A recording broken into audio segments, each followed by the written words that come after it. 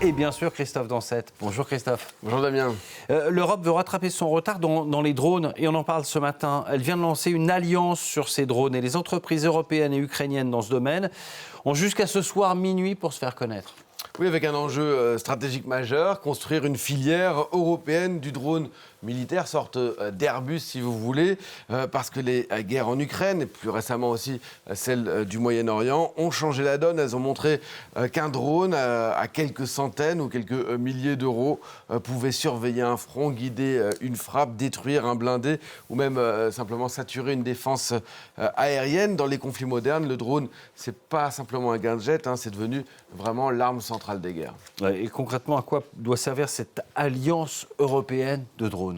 Eh bien, faire ce que l'Europe n'a pas encore assez bien fait, produire vite, produire en nombre et produire surtout ensemble. Ouais. Bruxelles, qui se dit prêt à financer ce marché à hauteur de 6 milliards d'euros, veut mettre autour de la table les fabricants de drones européens, les start-up, les développeurs de logiciels, les spécialistes des composants, mais aussi les armées et les utilisateurs de terrain, avec un partenaire clé, évidemment, l'Ukraine, parce que l'Ukraine, c'est devenu, sous pression évidemment de la guerre, un laboratoire géant des drones militaires. En 2025, elle en a produit entre 2,5 et 4 millions. Elle vise 7 millions d'unités cette année, là où les États-Unis n'en produiraient que 100 000, selon certaines sources. Bon, en attendant, a priori, l'Europe a encore un peu de retard, mais elle a déjà des acteurs dans le domaine ? Oui, certains sont très prometteurs. Par exemple, Helsing, qui est une start-up allemande de défense spécialisée dans l'intelligence artificielle.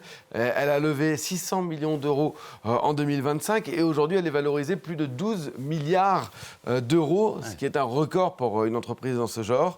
Elle est devenue l'un des symboles de cette nouvelle génération d'industriels européens. Elle produit notamment un drone qui s'appelle le HX2, une munition téléopérée, une sorte de drone kamikaze dopé à l'IA, on va en voir tout à l'heure quelques images, destinées notamment à l'Ukraine. L'Allemagne en a commandé 4300 exemplaires pour plus de 250 millions d'euros.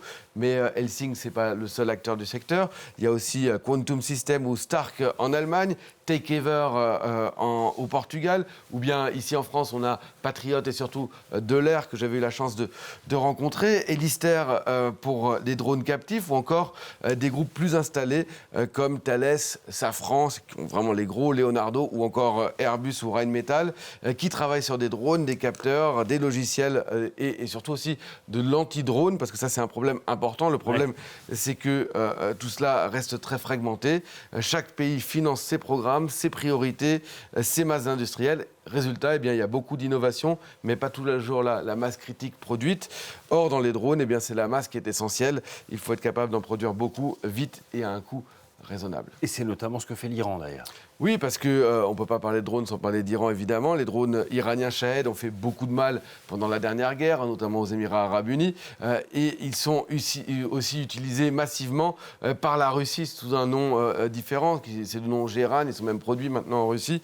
Et ils ont montré que la puissance d'une arme simple, relativement peu coûteuse, produite en série, est capable d'épuiser une défense adverse. Encore, c'était le cas massivement hier. On a vu plus de 600 ou 700 drones attaquer l'Ukraine. C'est ce qui inquiète les Européens. Les drones les plus sophistiqués peuvent être plus performants, mais ils sont aussi les plus chers.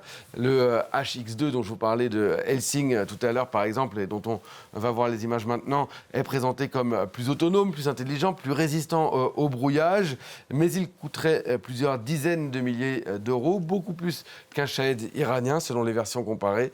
Tout l'enjeu est là. L'Europe doit faire de la haute technologie, mais elle doit aussi apprendre à produire pas cher et en volume. Et puis derrière l'enjeu militaire, il y a aussi un marché considérable. Un marché du drone militaire qui est estimé à un peu plus de 18 milliards d'euros. De dollars en 2025, selon Fortune Business Insight. L'Europe représente environ un quart de ce marché. Et il faut ajouter le marché de l'anti-drone, puisqu'il faut détecter, brouiller, intercepter et neutraliser. Car le sujet, ce n'est pas seulement d'attaquer avec des drones, c'est aussi de s'en protéger.